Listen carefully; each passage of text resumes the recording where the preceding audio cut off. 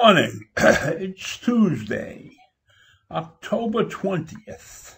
Now in New York State, we're going to start voting on Saturday. This story is sort of related to voting on Saturday.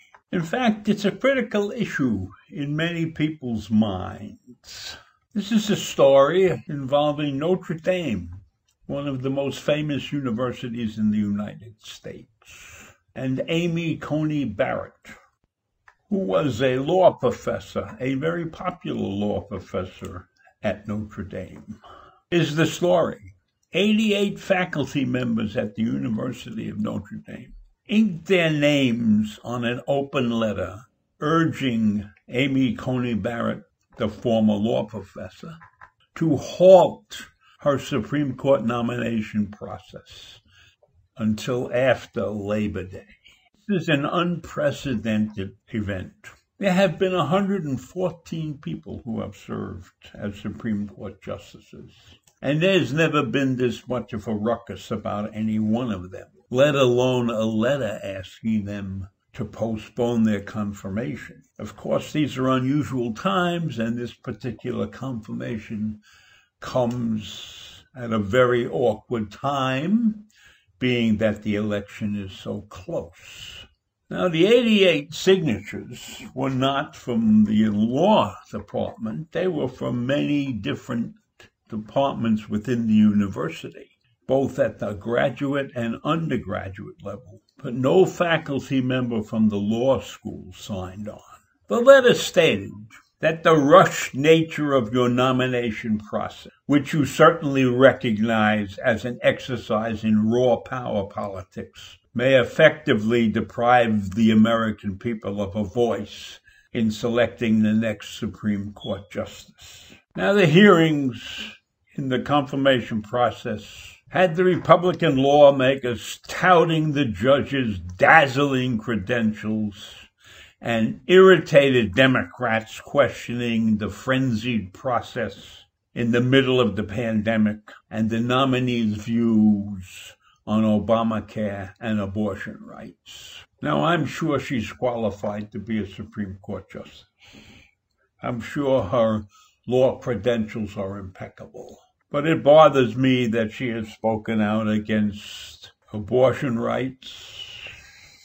And I worry about somebody who might not think that universal health care is something that we, the United States, need for our people. So the question in my mind is whether she can really set these things aside and act upon the law. It's an unfortunate thing that she's actually caught in the middle of this divisive situation in the country, but it is what it is. And I think that her appointment to the court in a big rush like this would be sort of a tainted appointment. Now, Barrett studied law at Notre Dame Law School and started working there at the prestigious law school in 2002. And she also met her husband at Notre Dame. So she's got to have warm feelings about the university and the faculty and the way she was probably treated there, and fond memories. And this has to be a gut-wrenching decision for her, because she knows probably that if she gives up the shot, she probably won't be nominated by Biden if he wins the election. So she's torn between a situation which she probably doesn't like very much.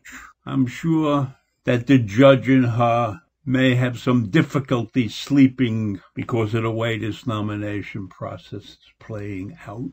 She's not really getting a fair shot from either side. The Republicans desperately want her because she leans to the right, and that'll solidify their base, and Trump will walk around puffing his chest out victoriously. And on the Democratic side, they'll wonder what the hell they're going to do for the next umpteen years with the court stacked 6-3 in the conservative favors.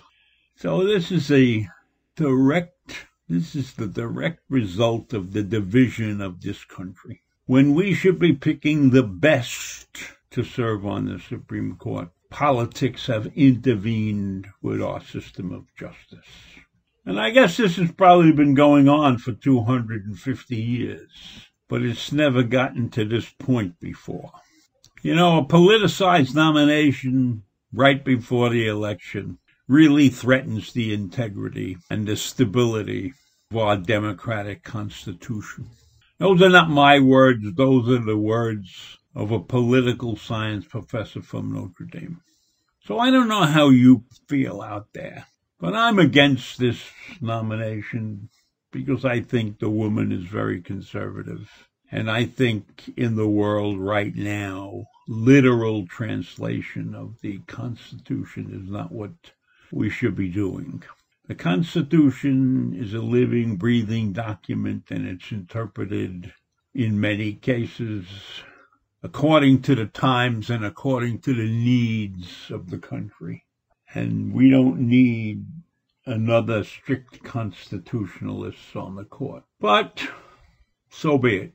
I'll tell you another thing that happened in the middle of this. The president of the university was very upset by this letter because in his mind, it would have been a great honor to have a professor of law from Notre Dame on the Supreme Court, appointed to the Supreme Court. Apparently, she would be the first from Notre Dame, and the first from a law school that's not Harvard or Yale. So there's that. The image of the school in his mind was at stake. Well, that's a side issue. Anyhow, I think I'll say goodbye for now, and I will see you in the morning. Bye.